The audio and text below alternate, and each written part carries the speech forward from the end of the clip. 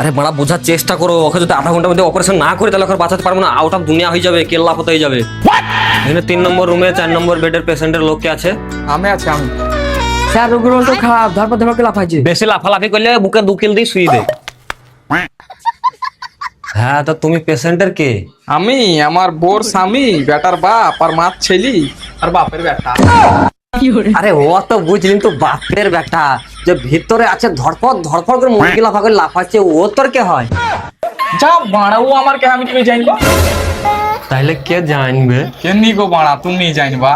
এলে বড়া আমি কি করে জানবো? কেনি গো, তুমি তো ভিতর থেকে খবর তো লাইনি। আর বড়া যদি আজ পুলিশ হইতিম রে ডাক্তার না হয়ে, তো গুলি করে তোর মাথার খুললি আমি উড়িয়ে দিই। কেনি গো, তুমি আতঙ্কবাদী নাকি? মাইকে চোদ। দেখ আমার মাথা গরম করাছিস নাহলে কিন্তু খুব খারাপ হয়ে যাবে। যখন থেকে এসছি তখন থেকে খারাপই তো কইছো, আর খারাপ নাহি কইবা। দেখ খুব হইছে।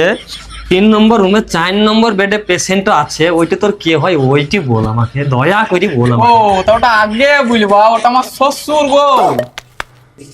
তাই তোরে বড়া আমি তো তোকে আগে ভুলেই নিখো, 1 মিনিট দাঁড়া। হ্যাঁ, তা তোর ওই শ্বশুরের অপারেশন করতে হবে। আমি তো অপারেশন করতে জানিনি গো। আচ্ছা, তোর ছোট থেকে মাথার তার কাটা আছে নাকি বড় হয়ে কেটে গেছে? আরে বাপরে, বলো কি, মাথায় তারও ভরা থাকে? হয়ে গেল আমার খাওয়া দরকার। আছে তো একটা মাদার বোর্ড আর 440 এর যত তার সব তোর মাথায় ভরা আছে। থাক থাক, আমি আবার ছোটখাটো এই আইলাই তো। না গো না, তুমি ছোটখাটো এআই লও, তুমি হিয়া বড় ধরনের এআই। এক্ষুনি তো আমি বুঝলি অপারেশন তোমার শ্বশুরের লয়, তোমার করতে হবে।